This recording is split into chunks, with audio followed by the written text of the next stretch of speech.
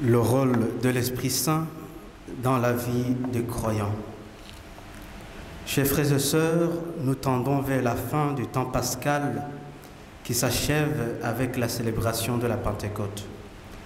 À une semaine de cette solennité, les lectures nous introduisent progressivement dans la mouvance de l'Esprit Saint. Aujourd'hui, l'Évangile nous parle du rôle de l'Esprit dans la vie des croyants. En effet, le rôle de l'Esprit est de guider les croyants vers la vérité. Quand viendra, lui, l'Esprit de vérité, il vous conduira dans la vérité tout entière. Jean 16, verset 13. La vérité n'est autre chose que la bonne nouvelle, l'évangile de Jésus-Christ. Jésus lui-même l'a dit qu'il est la vérité, le chemin, la vie. Même s'il nous a dit qu'il est la vérité et qu'il nous a montré le chemin qui mène à la vie, il connaît notre faiblesse humaine.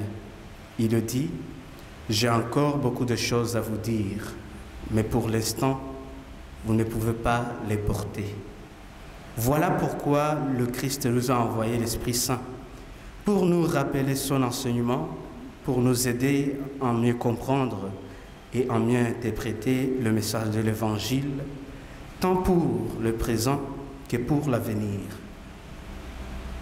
L'Esprit est comme une boussole qui guide notre marche vers la vérité annoncée par le Christ. Cela nous fait comprendre qu'il n'y a pas de différence ou de contradiction entre la vérité de Jésus et la vérité de l'Esprit.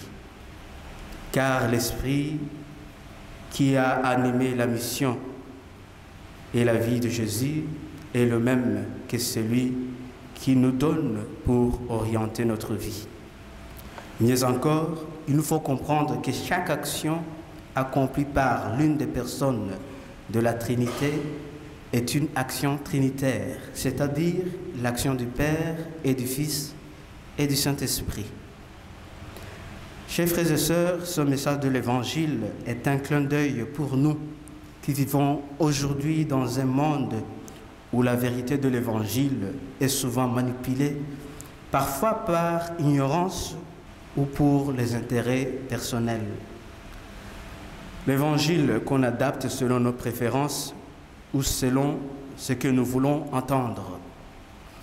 Cette réduction de l'Évangile à un simple produit de consommation, comme le dénonce le pape Benoît XVI, nous trahit dans les moments de crise et d'épreuve.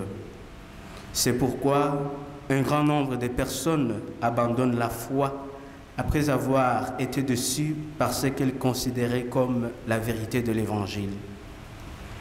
Il nous faut toujours comprendre que la vérité de l'Évangile ne vient pas de nous et qu'il ne nous revient pas de l'adapter à nos manières de vivre. C'est à nous d'adapter nos manières de vivre à l'Évangile.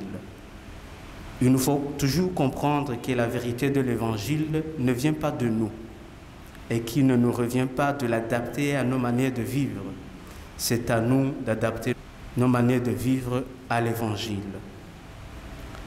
Au cours de cette Eucharistie, demandons en l'Esprit Saint d'habiter en nos cœurs, qui nous aide à comprendre et à saisir la vérité de l'Évangile pour discerner les vrais enseignements et nous donner la force de vivre fidèlement l'Évangile.